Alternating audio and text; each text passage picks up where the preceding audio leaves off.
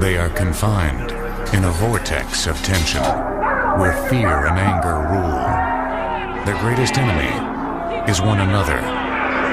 Survival often depends on savagery. America's prisons have produced a new breed of predators. If we let them go without the handcuffs, there'd be blood on the yard all day long.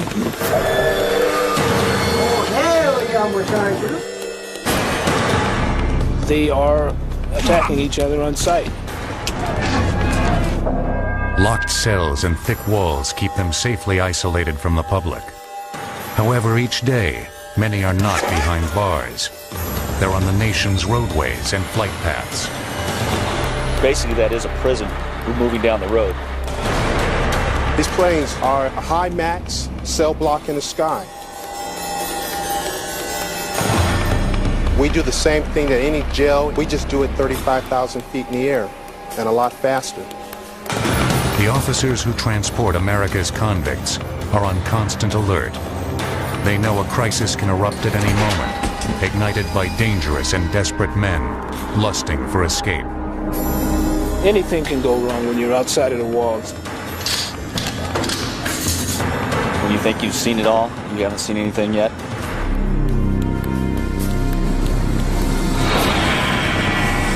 Operating this high-flying powder keg is the Justice Prisoner Alien Transportation System, or JPATS. But to guards and prisoners alike, it is known simply as Conair.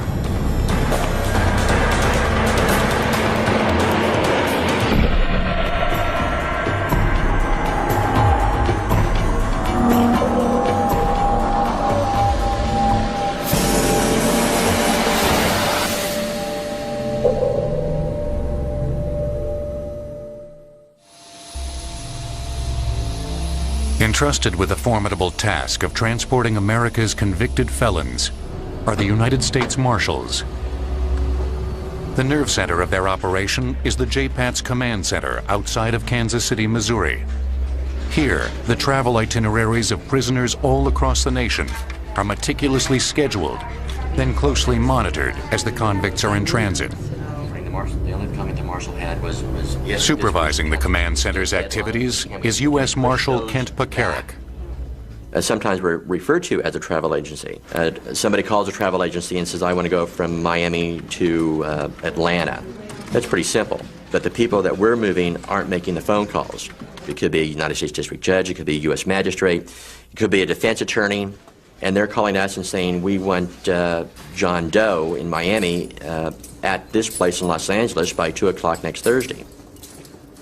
Although transferring convicts is potentially perilous, it's a necessity. Some must be transferred to maximum security prisons because of a long record of attempted escapes. Others are international felons facing extradition who must be relocated to foreign nations. But the majority of convicts in transit are those legally entitled or obligated to make appearances in America's courts.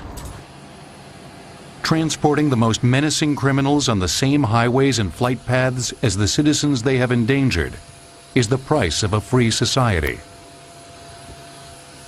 On any given day, the Marshal Service has approximately 35,000 prisoners in its custody, and these people are in one stage or another of the federal judicial process. They're either on trial, testifying in a trial, or awaiting transportation to a Bureau of Prisons facility to serve their sentence.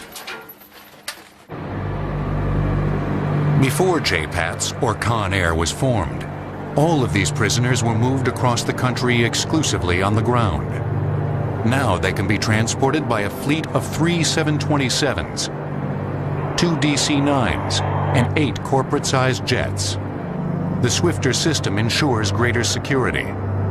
It's far better to fly a prisoner across the country in 4 hours or 5 hours than to take several days to drive them. The longer they're out of the secure environment, the greater the risk. Even on a flight of short duration, however, the risks can only be minimized, never eliminated. Although the U.S. Marshals rigidly enforce the most extreme security measures, the convicts in their custody are a volatile mix of desperation and resourcefulness. They board Conair from Leavenworth, from San Quentin, and from Attica. Men convicted of murder, rape, and acts of terrorism. They range from low-level gangsters and petty thieves to high-profile convicts such as New York mobster John Gotti and Oklahoma City bombers Timothy McVeigh and Terry Nichols. But no matter what their criminal background, they have one thing in common. Outside the secure walls of a federal penitentiary, even surrounded by vigilant armed guards, they may be tempted by even the remotest possibility of escape. Most of the prisoners in our custody are felons, and they have generally been determined to be a flight risk, otherwise they wouldn't be in our custody, they'd be out on bail. Anytime you move a prisoner outside of a secure environment like a jail or a prison, you increase the opportunity for escape. The chances of escape grow even higher when a convict in transit is able to receive help from an outside accomplice. In order to prevent this scenario, the marshals devising a prisoner's travel plans operate in conditions of absolute secrecy. We don't tell the prisoners, number one, when they're going to be moved. So if you don't tell them, they can't tell anybody ahead of time. No one outside of JPATS knows the specific route any convict will take to get from point A to point B.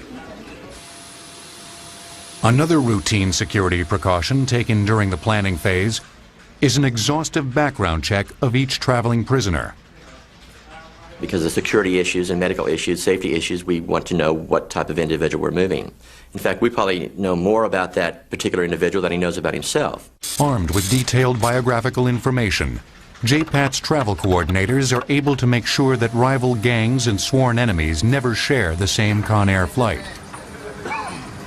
Every effort is made to snuff out any problem long before it has a chance to spark a crisis at 35,000 feet.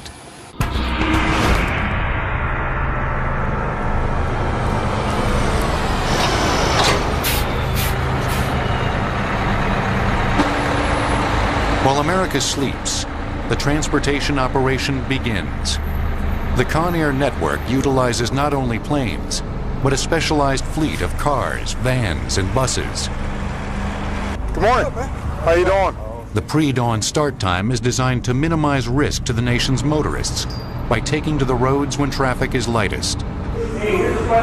Here at the Chino State Prison in Southern California, prisoners become part of a process that is repeated every day of the year throughout the country, but goes all but unnoticed by the public. The officers start with a thorough examination of the prison bus. As they confirm its mechanical readiness, the prisoners are prepped for transfer.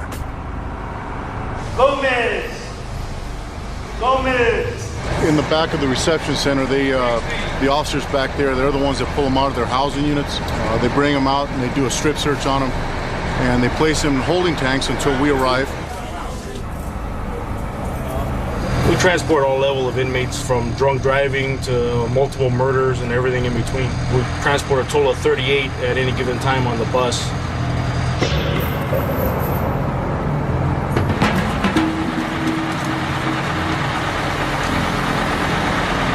First two, come on up. When we load the inmates first on the bus, the sergeant would let the inmates know what their expectations are. All you need to worry about is sit there, keep your mouth shut until you get to where you're going. Everybody understanding? We move, I don't know, thousands and thousands of inmates a year, and you're always going to have some incidents. You're bound to.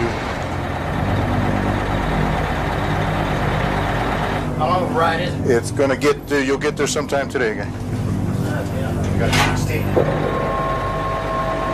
Once the bus is loaded with passengers, firearms are issued to each of the transportation officers.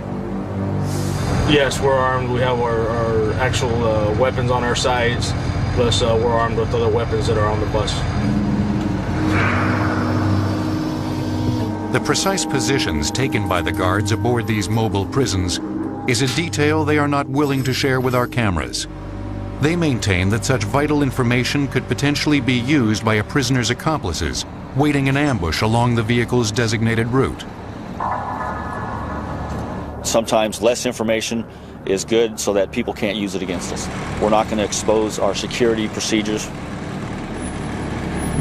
All right, let's go.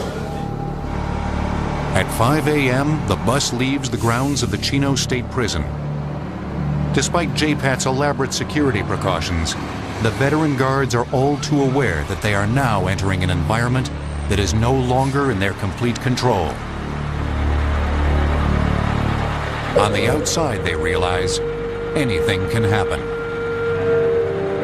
When you think you've seen it all, you haven't seen anything yet. That's basically what they have to look out for, the unexpected. They're watching 12 seconds up the road where most drivers probably aren't doing that.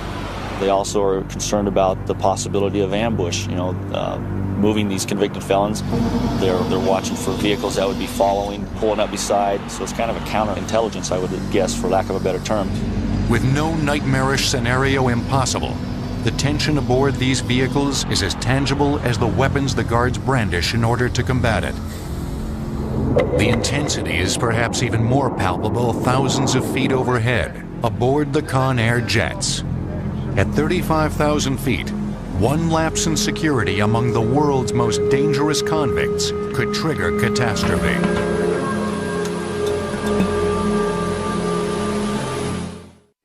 Beach midpoint 2 north, west and southeast out at 3.5 on the midline. Whatever it is, At 11 a.m. at a small Midwestern airport, an aircraft identified as Justice 113 begins its final approach. Justice 113 is 20 miles to fly. Copy, 20 miles. Few observing the nondescript 727 would suspect that its passengers are some of the most violent convicted criminals in America. This is one of thousands of Conair flights that occur each year. When large numbers of dangerous prisoners must be transported across the country, the most secure method is to segregate them aboard their own plane.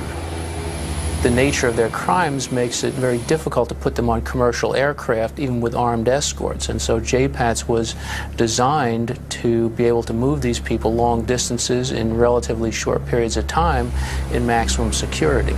We move probably 1,000 prisoners and detainees a day on JPATS.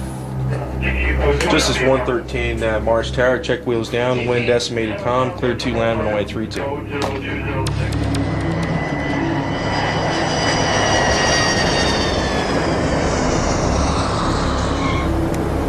For some of the convicts aboard, this is only a brief layover. For others, it is their final destination. And still more prisoners will board here. The only difference between this flight and that of any conventional airline is that the entire procedure occurs within the most extreme security system imaginable. The moment when the chances of escape seem most tempting, perhaps, is the crucial period of deplaning or boarding. Our very first thought is to not give that prisoner any ideas that there's a possibility to escape, or there's a possibility to create a diversion of someone else possibly escaping. Disembarking convicts are transferred immediately to the custody of a ground unit of U.S. Marshals. We're down here to pick up 9 prisoners off the Marshal Service airlift to take back to Des Moines for court appearances. Before they are boarded into a waiting security van, each prisoner is rigorously searched. We shake them down, we pat them down, make sure they haven't picked up any paraphernalia or anything off the plane that they shouldn't have.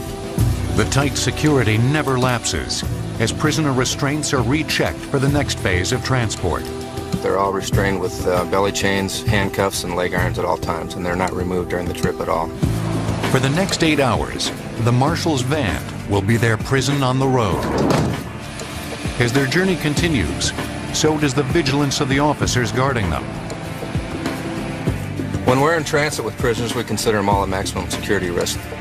99% of the time, they know what they've done wrong, and they don't mess with us, and we don't mess with them. With all arriving prisoners safely dispatched in ground vehicles, Conair now prepares to board a new slate of convicts. Vehicles are unloaded one at a time, so that no prisoner can avoid close scrutiny in a crowd. Once again, This moment of transition between bus and plane is often viewed by the desperate as their best and last opportunity to escape. They psychologically may be thinking that we're outside the bars, now's our chance to do something. We do a very thorough job of searching them at every opportunity to make sure that they don't have a key to a handcuff or an implement that they could use to pick the cuffs. Any seemingly innocuous object, like a pencil or paperclip, can become an effective weapon in the hands of a hardened convict. Even in an outwardly docile prisoner who appears to pose no threat. Even though you're concentrating on those people who are considered armed and dangerous, extremely violent, you can't forget the person that doesn't show any violence or doesn't have a past history. Because a lot of times, if you drop your guard and you're not watching that individual, that's the person that may hurt you or hurt another prisoner or may hurt themselves. In all, 137 potentially explosive prisoners are on this Conair flight. Justice 113, At 1 Roger, your p.m., clearance will be on request Justice momentarily. 113 is cleared for takeoff.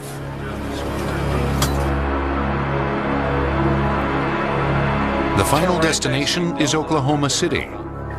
Now all seems calm, but no federal marshal aboard will make the critical mistake of assuming it will remain so for the duration of the journey. 1:30 p.m. Conair soars at its cruising altitude. U.S. Marshals guarding hardened convicts hope the flight will be uneventful, but are fully prepared for the unexpected. Right now you're on one of the JPAT 727s. We consider this to be a maximum type security institution. Even though we're 31,000 feet above the ground, we have over 100 prisoners on board this airplane right now. Having all your passengers in chains was a little bit strange.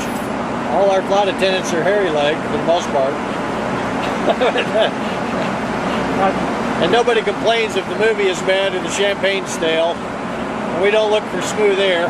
Every inmate's watched very closely by a roving person on the aircraft will walk up and down the aisle looking at their handcuffs, their restraint devices, and their seat belts to assure security. As much as the marshals may like to restrain their prisoners to their seats to ensure virtually foolproof security, safety considerations prevent it. They are never physically attached or restrained to the airplane. So if there is an emergency, we'll be able to get those prisoners off the airplane.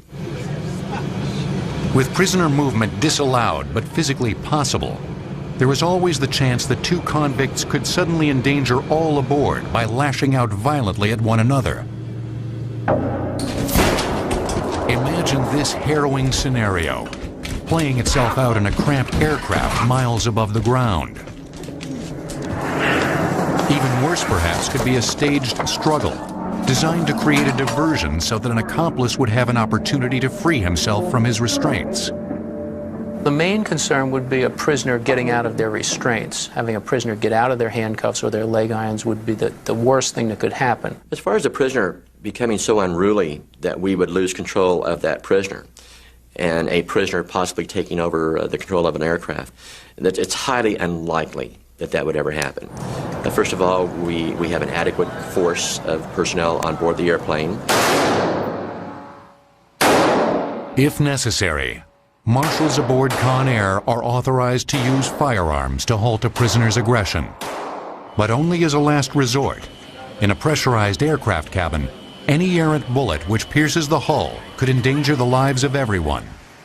To help avoid this, only highly qualified marshal personnel are authorized to fly on JPAT's aircraft. While the guards aboard Conair must follow rigid policies about their use of weapons, for the prisoners, the only rule is that there are no rules. The greatest challenge facing JPATs is to prevent their captive passengers from smuggling aboard lethal weapons. It is a problem that begins in America's penitentiaries, where officials confiscate scores of homemade weapons each day. Finding more and more weapons now. We used to find many of these metal, what we call bone crusher type weapons that are big, thick, heavy metal. They become more effective over the years of stopping the amount of metal that they're able to get their hands on now. This weapon here is made out of a cigarette lighter. This piece here, which is a very effective piece, it's made out of plexiglass. They can definitely be fatal. This weapon here is another one we would consider a bone crusher. It was fashioned from an arm on a door closing device similar to this one right here. I would say it's almost exactly the same as this one right here. In order to conceal such weapons from prison officials or to smuggle them aboard Conair, resourceful convicts have invented extreme measures. The inmates have become extremely intelligent as far as, conniving I should say, as far as where they hide the weapons. A lot of them now, they're secreting them in their rectal cavities. They'll hide them in their shoes. They'll sew them into their waistbands of their underwear, so they're very hard to detect. One of our inmates, he had a wound that was on his leg, and he'd actually slide a flat metal weapon like that down into it and hide it inside of his leg. To prevent such lethal devices from being smuggled aboard a Conair flight, federal marshals make the first of many searches of their captive prisoners long before they arrive at the airport. If the individual is going on the airlift, we make sure that we strip him out and check every part of his body to make sure that he has nothing on him whatsoever. We do a complete search of the subjects before we transport them. We check their hair, make sure there's nothing in it. We check their mouth, of course, for contraband. We start from one area and then we move to the next area, and that's because you don't want to miss nothing. So you're breaking it up in different quadrants so that you wouldn't miss anything. Again, I'll check the backside again, check the waistband. We pull all the pockets out and make sure there's nothing in there. We put on his full restraints on him, which includes handcuffs, waist chains, and leg irons. And we'll put on what we call a black box. You'll see that the black box is covering up the keyholes of the handcuffs. If he was to have some contraband on him, he cannot reach to those keyholes and open up these handcuffs. Tony here is going to put on the leg irons on the subject, so the subject cannot run.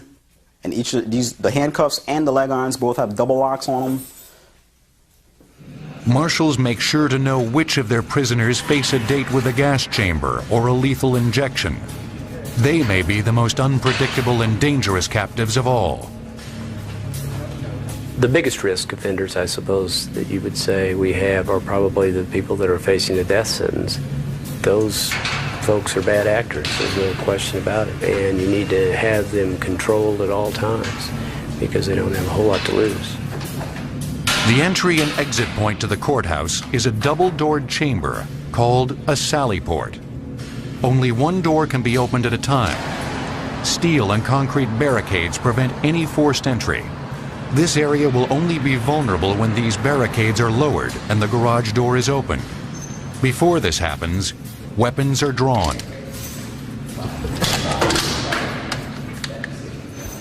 We can have armed officers outside making sure that no one attempts to interfere with that motorcade. When we open up this bay door here, we are in the middle of the public. A lot of cars going by, so we got to make sure, for safety reasons, we got to make sure we have a weapon at hand. You never know what could happen.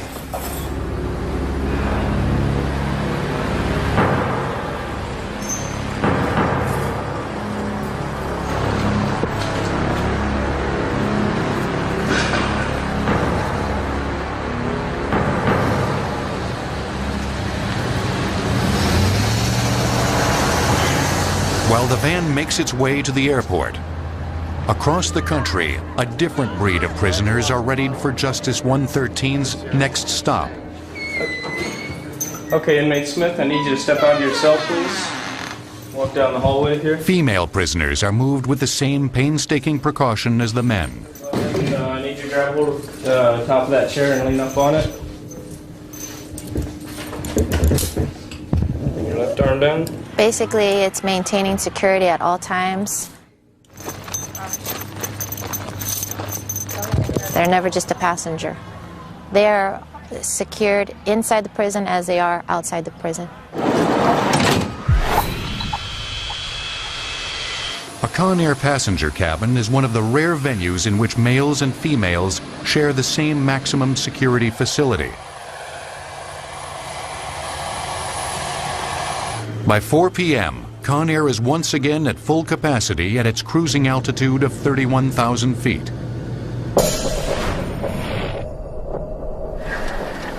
30 minutes later, Justice 113 begins its descent into Oklahoma City. As you can see on board the airplane, at 31,000 feet, the prisoners, there's no place for them to go. It's a very secured environment. When we land in Oklahoma City, we'll land and then we'll taxi directly over to the Federal Transfer Center there on the airport in Oklahoma City. Once we land, the jetway will swing out from the institution and we'll open up the doors, and then at that time we'll exchange the transfer. All these prisoners on this airplane will then walk into the jetway, into the institution, and their feet will never touch the ground. The most vital, important part of this is at all times they're away from the general public. The Federal Detention Center is a penitentiary located on the grounds of Will Rogers Airport in Oklahoma City. Convicts disembark directly into prison. From here, they will catch another Conair flight to their final prison destination. While these prisoners were cleared for a standard Conair prison flight, a special few require security measures that are even more extreme. They are so dangerous, they must be flown in solitary confinement.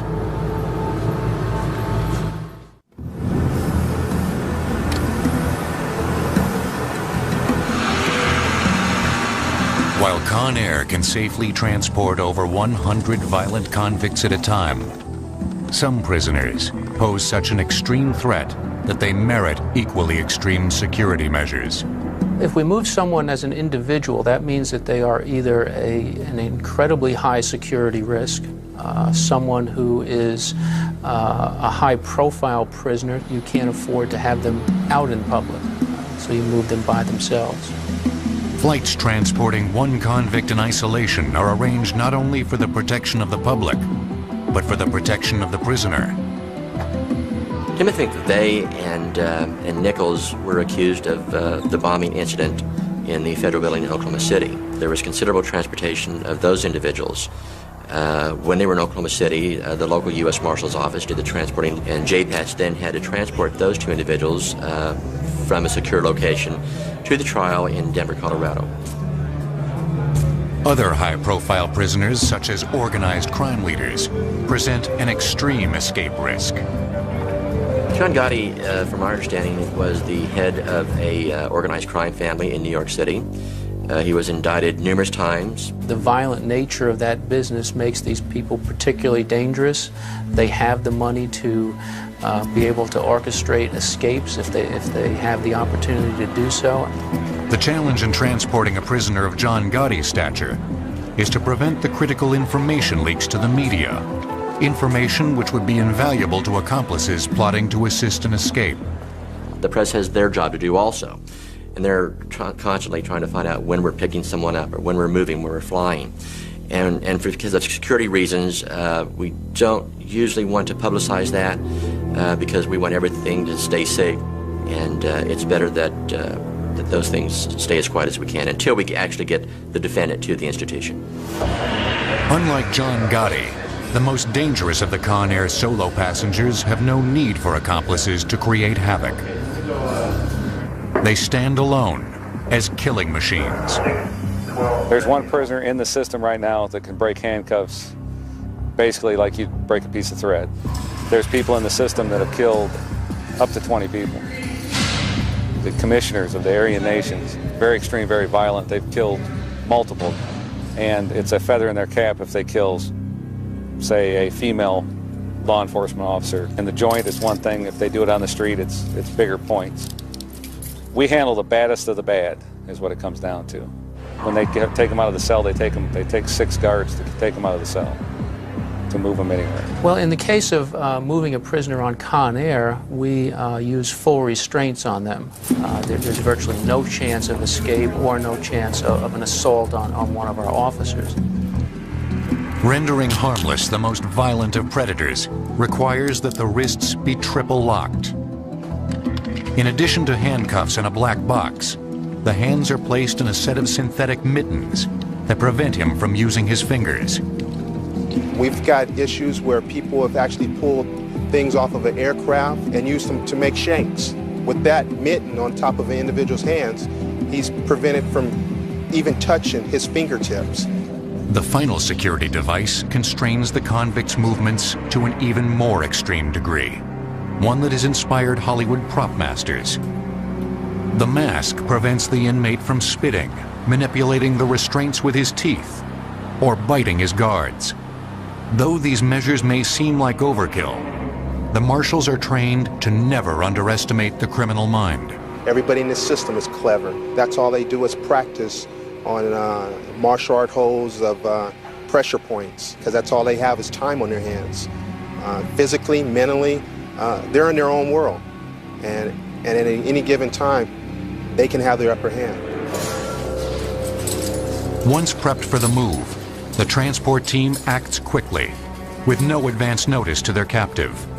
If he is a high profiler, he can be carried in an armored car.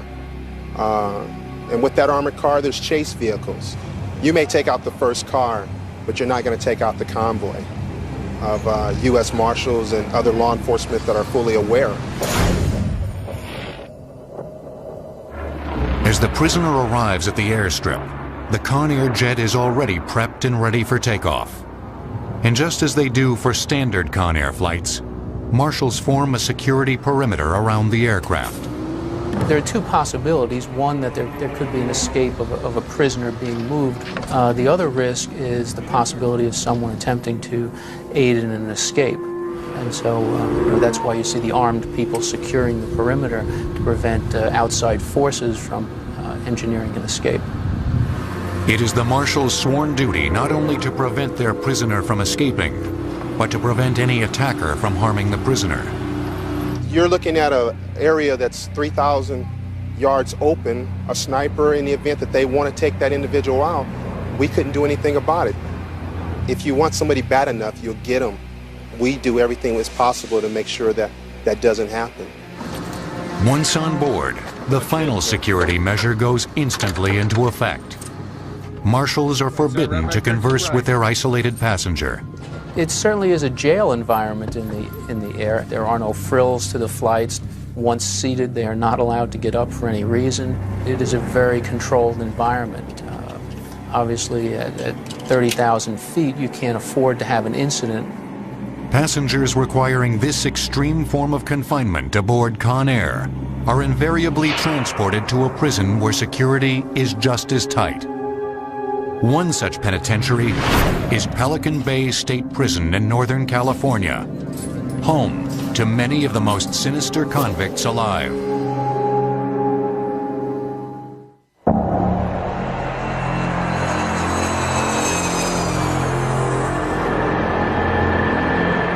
The challenging art of transporting convicts is faced not only on a national scale by Conair, but also on a much smaller level, within the walls of America's penitentiaries. Nowhere is this challenge more daunting, perhaps, than at the Pelican Bay State Prison in California. A 275-acre facility located near the Oregon border, Pelican Bay is designed to isolate nearly 4,000 of the state's most violent inmates.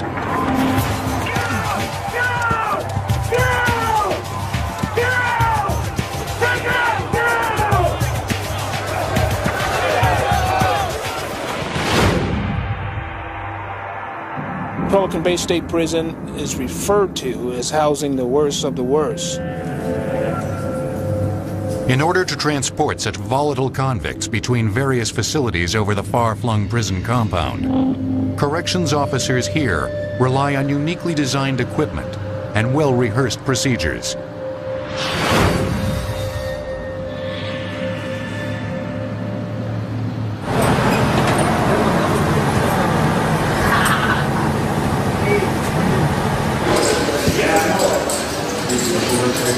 To move the dozens of inmates each day required to go to Pelican Bay's medical clinics, guards use a special lockdown bus, a mobile prison inside the walls. Maximum of 10 inmates on the bus at one time to take them to the clinic or to return them back. Little cages here to prevent them from spitting or spearing or anything of such.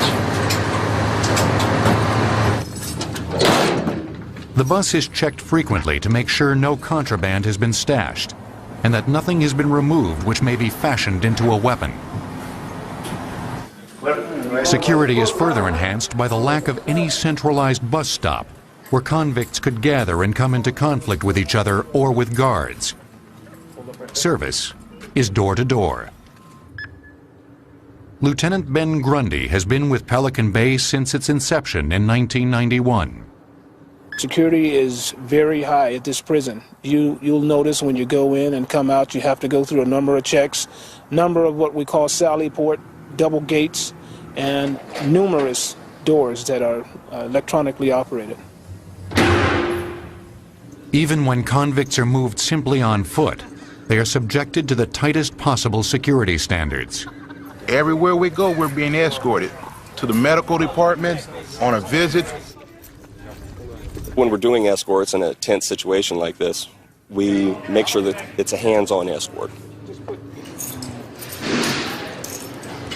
Putting California's worst inmates together in Pelican Bay resulted in the greatest concentration of racially allied prison gangs in the state, a powder keg of racial tension that would eventually reach its breaking point. On February 23rd, we had the major riot. We had a big race war out here on B Yard. The riot was one of the worst in state history. As rival gangs began to retaliate against each other, the prison descended into a violent race war.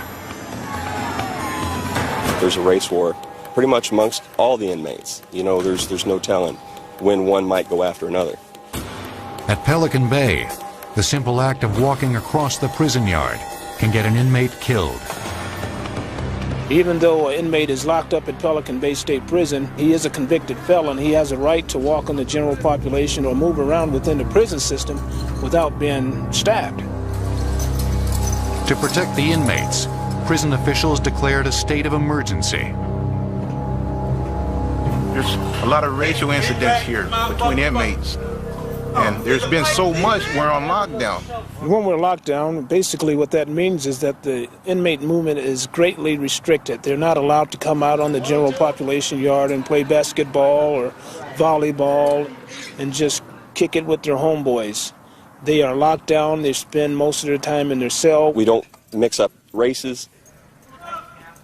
In the first stage of the lockdown, the inmates were only allowed to mix with other inmates of their own race.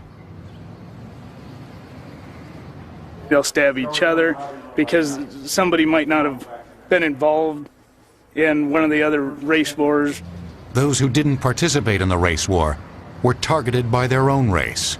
They've been attacking each other, their own racial groups, and the people that they should be getting along with. So we've gone to a total lockdown.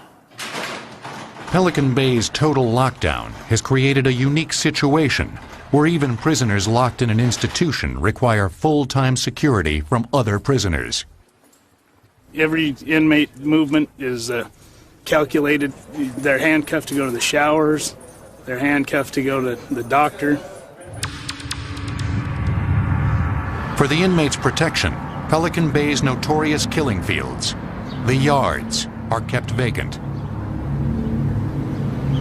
If we let these people out right now, there's no question in my mind or anybody else's mind that they would definitely assault each other, possibly with weapons, and possibly even come after one of us. They're scared to let us off. They want no more violence. If we let them go without the handcuffs and the hands-on escorts right now, there'd be blood on the yard all day long. Inmates are searched for weapons each time they move outside their cell block. Some go to extreme measures to move weapons and contraband. We want the inmate to take off his clothes so we can check all his body orifices, look in his mouth, look in his ears. We have them stand there, they bend down so we can see between their legs, and they spread their buttocks so that we can make sure that they don't have anything secreted. Another officer will take a handheld metal detector. We'll have the inmate bend over at the waist, and he'll wand his backside, because they usually try to secrete something. Basically, they're placing weapons in their buttocks and in their rectal cavity. Inmates manufacture weapons out of any piece of material they can get their hands on. They're masters at hiding weapons. Some of them probably do have weapons, and we miss that. but that's just the nature of the game. As tightly guarded as these prisoners are on the so-called main line, Pelican Bay boasts a facility that is even more restrictive. The Secure Housing Unit, or the SHU, is essentially a prison within a prison. The purpose of the Security Housing Unit is to remove the inmates that are causing problems or committing felonies from the general population. They have demonstrated that they can't function in that environment without acting out or causing people around them harm or attempting to prey on them. So they're removed from the general population and they're locked up. Here, prisoners are locked in their cells 23 hours a day. Everything they need to serve their sentence is contained here. There is no out of doors. Inside of the Security Housing Unit, or the SHU, inmates are escorted everywhere they go. Everywhere these predatory offenders move within the SHU, they are always under the watchful eye of an armed guard on a catwalk above. Anticipating violent outbursts, the guards protect themselves with armored vests designed to repel knife attacks. Due to the level of these inmates and their violence, there's always a possibility to be stabbed or speared or attacked. In a security housing unit, all officers are mandated to wear the vest. When an inmate is escorted in the SHU, he is never allowed to precede a correctional officer through a doorway. To prevent contact between inmates, the officer will always make sure the area is clear before proceeding with his prisoner. Prisoners are strip searched every time they leave their cells. A transport to the library within the SHU requires yet another extreme security precaution. They'll be hooked together. With the chain that hooks them together, we can use less staff to move more inmates. We have to give the inmates access to all the legal materials so they can file their cases. They review the books there, turn the books back in, and then they return to their cells. Allowed only 30 minutes inside the library, convicts are strip searched yet again before they are returned. They're allowed to bring back 3 sheets of paper with the information they needed, and that's all they're allowed to bring back. The inmates are moved by a unit so that they can't pass information on from unit to unit to unit. It's just our attempt to try to keep down the gang information flow. We do it as good as we can. We know it still gets around. Even prisoners in the SHU are sometimes required to be moved outside Pelican Bay's secure walls for court appearances or medical appointments. As level 4 inmates, the highest security risks, they are then subjected to an even greater security measure. Even within the institution, they have to be escorted. But when they leave the institution, it's a whole another matter. The vehicle that they're in effect, becomes a prison on wheels. And we do not have the luxury of the fence as a perimeter, nor do we have the prison walls. It's not business as usual. It's very serious, and they're still dealing with a level 4 convicted felon that they need to get back inside of the walls. Pelican Bay is probably one of the most secure prisons in the state of California. Really, the only time anybody would have a chance of breaking somebody out is when we're out on one of these transports. The prison convoy is inspected exhaustively inside the sally port, a double-gated checkpoint where everything going in or out of the prison must first be authorized.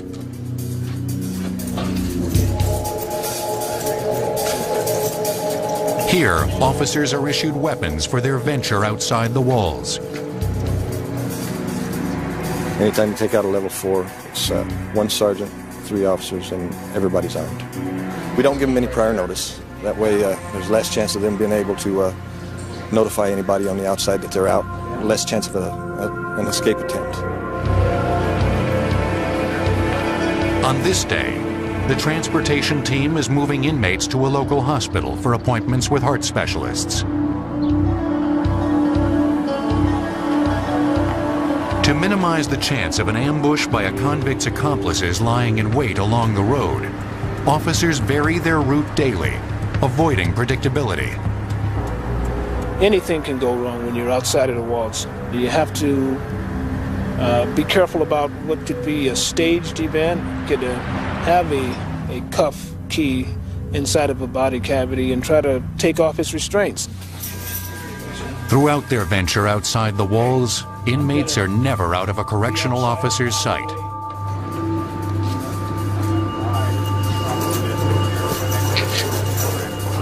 The unarmed officer actually has hands on the inmate. The armed officer just follows at a safe distance to provide gun coverage in case the inmate tries something.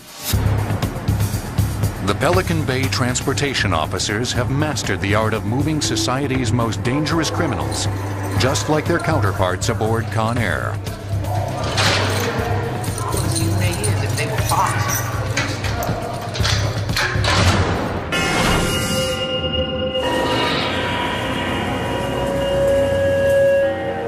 Whether it's transporting a prisoner across the yard or across the country, law enforcement is using extreme security procedures to make sure the general public is kept safe.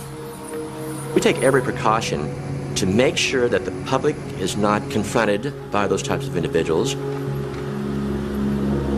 We've been in the business of moving prisoners for a long time, and there's probably not a lot of things that we haven't seen. I feel very confident that the public is not at risk when these inmates are being transported from prison to prison. We've moved hundreds of thousands of prisoners without an escape. From vans to buses to the specialized fleet of jets, the mission is the same: taking prison safely on the move. We do the same thing that any jail, any prison, federal, state, county. We just do it 35,000 feet in the air and a lot faster.